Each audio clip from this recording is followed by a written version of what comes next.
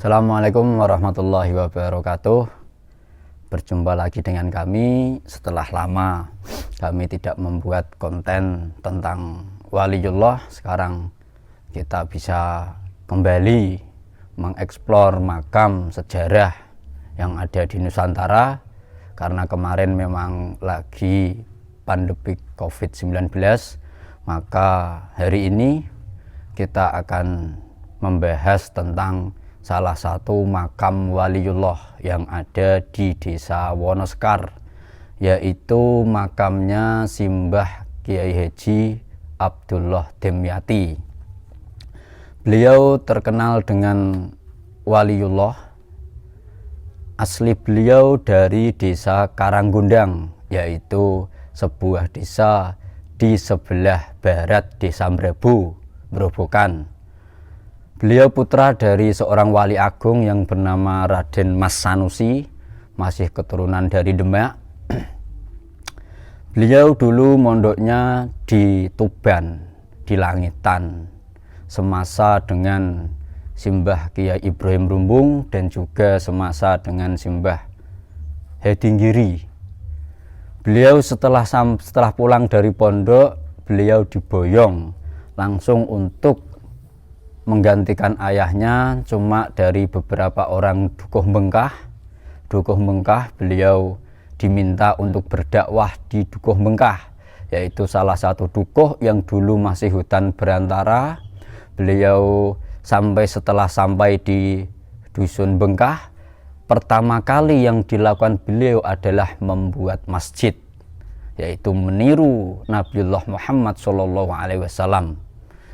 Masjid itu digunakan untuk sarana dakwah beliau, karena kita tahu dari sejarah dari orang-orang Bengkah sendiri, dulu sini masih abangan, masih belum mengenal agama.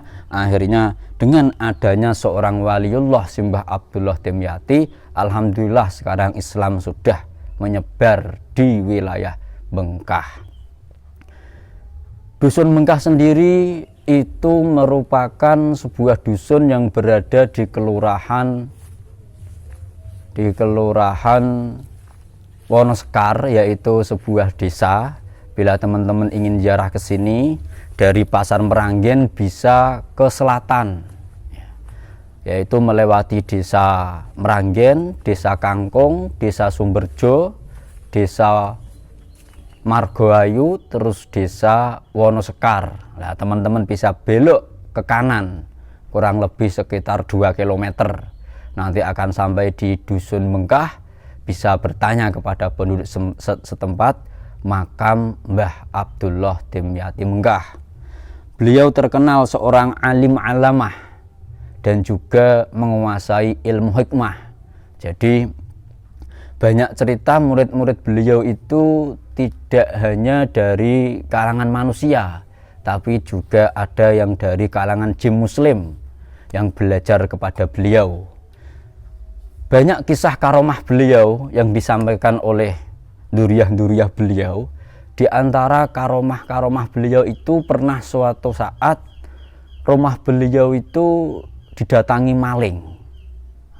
Maling itu mencuri perabot rumah tangga seperti piring, gelas, dan lain sebagainya.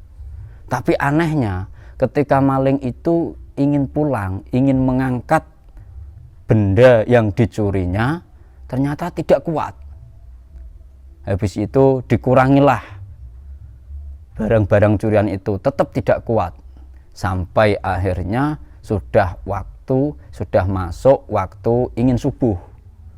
Mbah Demyati melihat maling itu, akhirnya maling ditimbali, atau bahasanya itu dipanggil, malah diajak makan bareng, dituturi, dikandani, dikasih nasihat secara halus.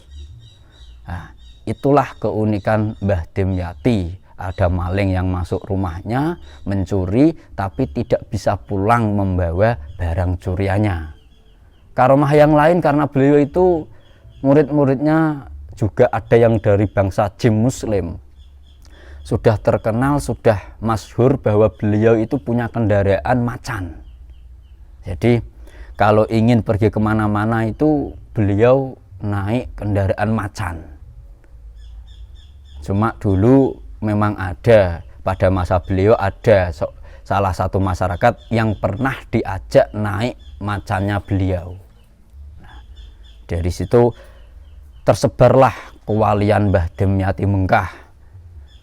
Dan juga beliau itu membuat masjid pada waktu itu terbuat dari kayu, bahasanya tuh yang hanyut di sungai ya.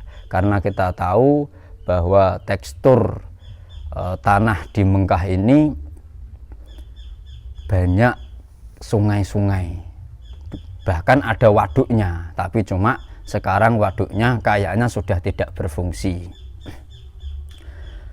Mbah Demyati Mengkah ini murid-muridnya banyak sekali, bahkan sampai di luar desa Wonosekar. Termasuk saya sendiri pernah berbincang-bincang dengan salah satu murid beliau yang bernama Mbah Sehab, berada di desa Kebon Batur. Nah, murid beliau ini dulu menangi atau pernah bertemu dengan beliau waktu Mbah Demyati sudah sepuh banget. Nah, Mbah Sihab ini juga terkenal orang yang jaduk ya, karena Mbah Demyati ini terkenal dengan ilmu hikmahnya, juga ilmu syariatnya sangat kuat. Termasuk amalan beliau yang umum, yang sampai sekarang masih dilestarikan di Dukuh Mengkah, itu adalah beliau sering membaca atau mengamalkan qasidah burdah. Sampai sekarang pun masih lestari di desa Mengkah ini atau di Dukuh Mengkah ini, yaitu pembacaan qasidah burdah karangan Syekh Al-Busairi. Selain begitu, Mbah Demyati Mengkah itu juga terkenal orang yang zuhud, yang warok, artinya beliau itu hanya mengambil dunia hanya sebatas untuk keperluan hidupnya. Artinya tidak hidup bermewah-mewah. Keunikan beliau lagi salah satunya adalah beliau itu senang tirakatan.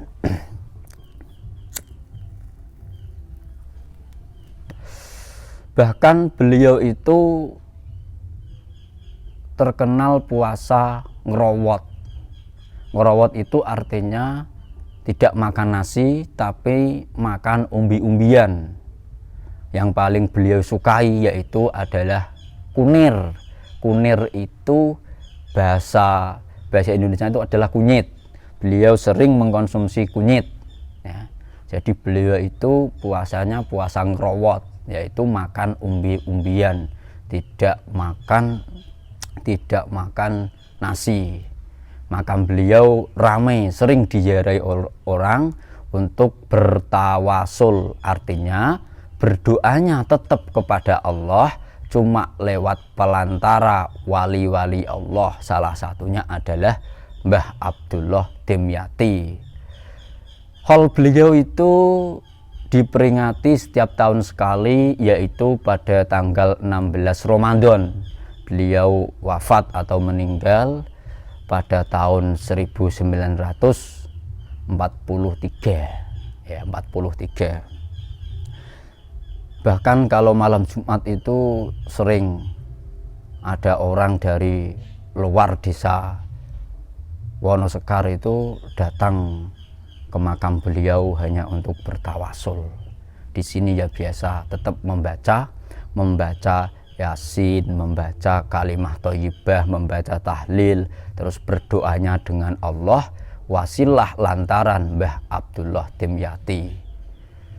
Menurut para penziarah, waktu saya tanya itu kok bisa sampai sini, karena dari tutur tinular itu banyak orang-orang yang punya hajat ya, punya hajat, terutama hajat untuk ketenangan batin, hajat untuk takarrub ilallah, hajat untuk bermacam-macam, itu ternyata sering dikabulkan oleh Allah lewat wasilah Mbah Kiai Haji Abdullah Dimyati Mengkah.